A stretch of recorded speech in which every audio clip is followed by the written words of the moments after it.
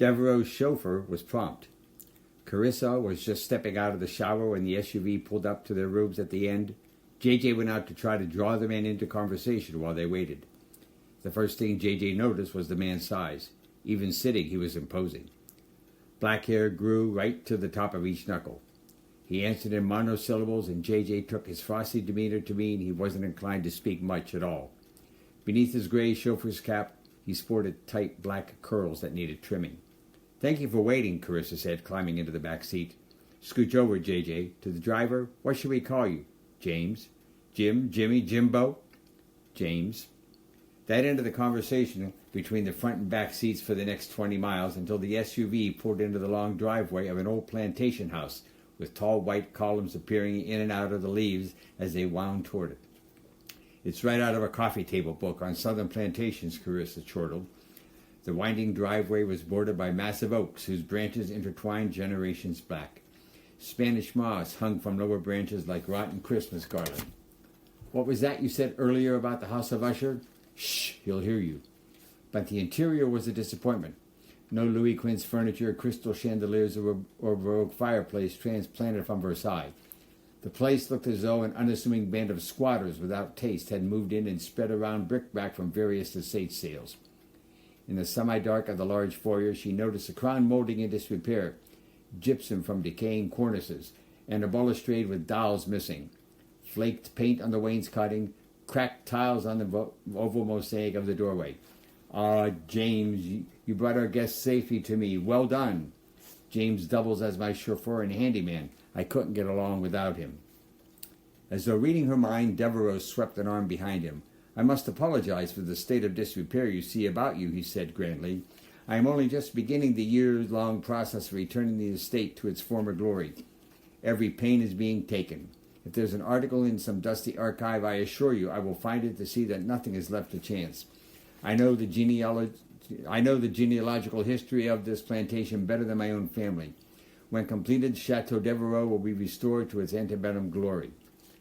The voice emanated from a middle-aged man with a bad comb-over that left peninsular gaps all over the top of his head. His thin mustache did nothing to enhance the effect. He approached him in a brocaded smoking jacket that, for a split second, Carissa feared would erupt in a snicker behind her. JJ never lost a chance to flog the upper classes.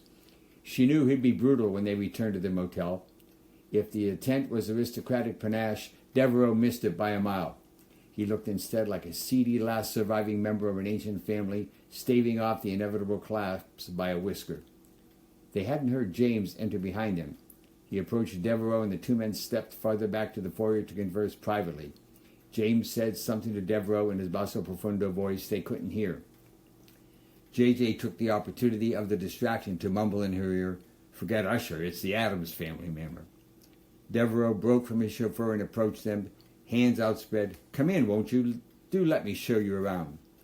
He steered them into a spacious room, once grand parlor, but it continued that same dismal theme that aggravated Carissa's first impression of tackiness and poverty that was anything but genteel. A faint odor of must and mouse urine assaulted her nostrils as Devereaux led the way. He halted progress into the room and turned to Carissa abruptly to ask for the name of her companion for the first time. JJ shot her a look when Devereaux's back was turned. They both had JJ's thought. He would set me up for a meeting and a chess match. Why the big surprise? Growing uneasy at the host's gush of faux southern hospitality, she began speaking of the purpose of her visit to New Orleans. He waved her away explanation as though it were a social gaffe. "That young rascal Paul," Devereaux said.